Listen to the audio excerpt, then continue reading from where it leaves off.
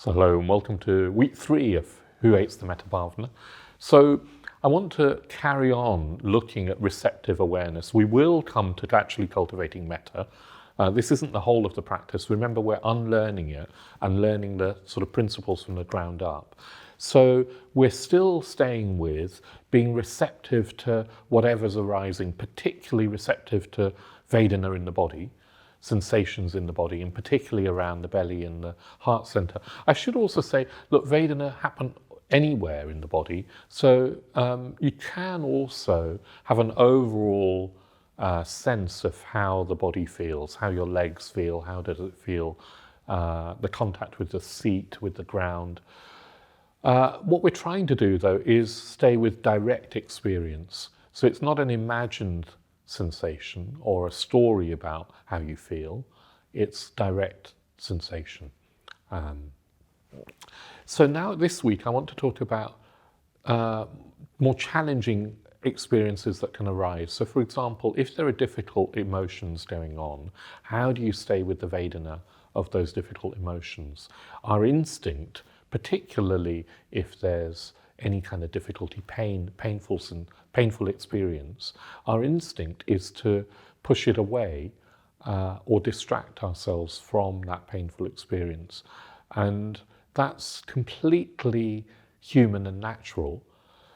But what in meditation we're learning to do is seeing if we can turn towards it instead. It's counterintuitive, turning towards difficult, painful, or even neutral experience, which can be, I don't know, uncomfortable to sit with. How do we actually turn towards it? How do we sort of even welcome it? So the key is the sort of awareness that we bring to our experience will either help us or hinder us in turning towards our experience. So the first thing to say is that we need to learn to have a non-judgmental awareness, a non-judgmental sense that whatever arises is okay. It is in our experience, and that's okay. We have to let go of expectations of what we would like to be feeling or what we think we should be feeling. We have to learn to let go of all of that and stay with whatever it is. And that's easier said than done, particularly when the experience is difficult. So a non-judgmental awareness. Now, if you find there's a judgmental voice in your head saying this is wrong, I can't do it, it's not working, meditation's not for me, I knew I couldn't do the Metta Bhavana. If you find that voice there, treat that as part of your experience. So there you go, you've now got a voice that's in your head that's judgmental. So include that. Don't be judgmental about the judgmental voice. Include that in your awareness of what's going on and don't be judgmental about it.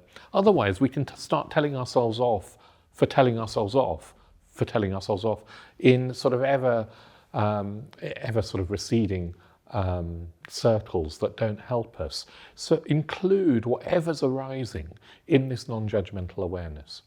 In that non-judgmental awareness, the seeds of metta are already there because we're being patient, we're being accepting, we're even potentially sort of going into our experience with a welcoming attitude, at least a kindly curiosity, a sort of curious interest, that the seeds of metta are already there in that attitude, in that sort of awareness.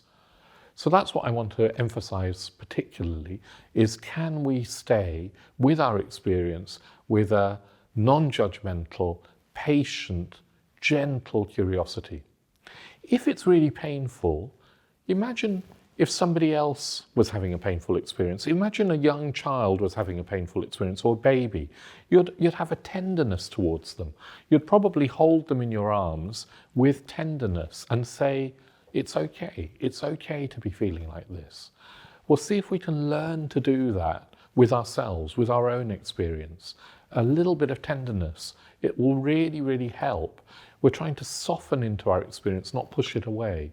And tenderness, patience, acceptance is key.